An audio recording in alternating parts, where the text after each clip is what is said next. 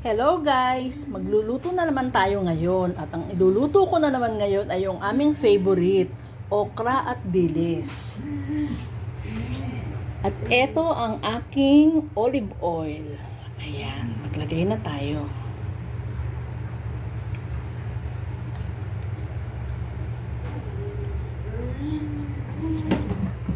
Siyempre, uunahin natin ang dilis. Isunod natin ang sili. Ayan. Ngayon guys, ilagay natin ang ating okra.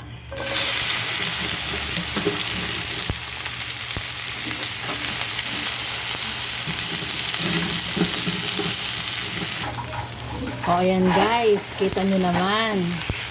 Basta hilaw pa siya, naglalaway pa ang okra, pero once na maluto siya, wala na yung laway-laway na yun. Di ba yung iba, ayaw ng okra kasi daw malaway. O eto ang perfect na luto para sa inyo.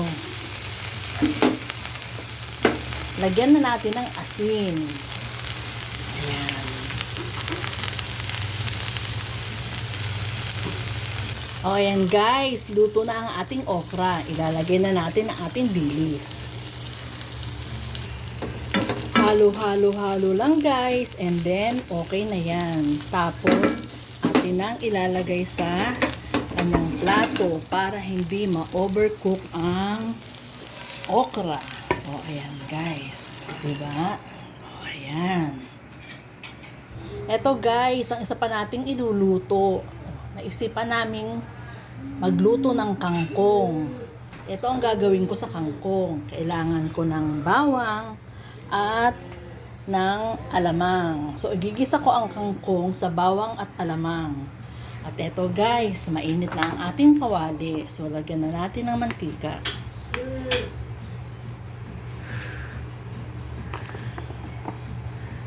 Ilagay na natin ang bawang. Hindi natin kailangang painitin masyado ang ating mantika kasi masusunog kaagad ang bawang. Yan.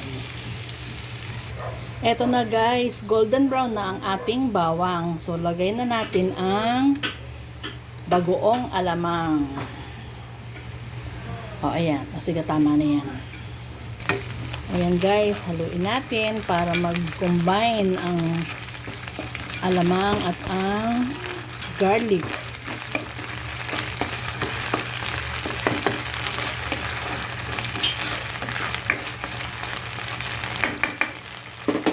Ngayon, ilagay naman natin ang ating kangkong.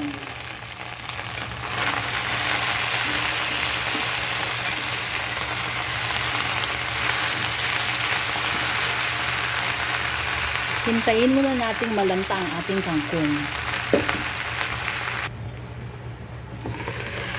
Ayan. Guys, ating hahaluin.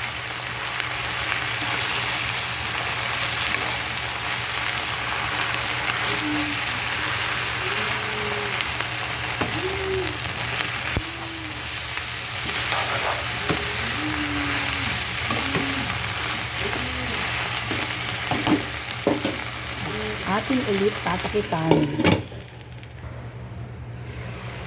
O yan guys, luto na ang ating kangkong.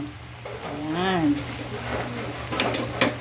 Ngayon, atin na siyang ilalagay sa kanyang plato. Ililipat na natin kasi para hindi siya ma-overcook. Ayan. O diba? Daanin natin sa plating. Guys, ito pa isa naming ulam, adobong chicken. Pero hindi ko na pinakita sa inyo kung paano ko siya lutuin kasi alam nyo na yun. Yung water. Oh guys, ito na ang aming combination ng ulam. Chicken adobo, kangkong na niluto sa bagoong alamang, at saka yung aming walang kamatayan na favorite namin na okra with dilis. At syempre, titernohan namin ng juice. Cucumber, lemon, and watermelon. Ang sarap. So refreshing. Okay guys, bye! Thank you for watching. See you next time. At ito pala yung aming ibang fruits. Ayan.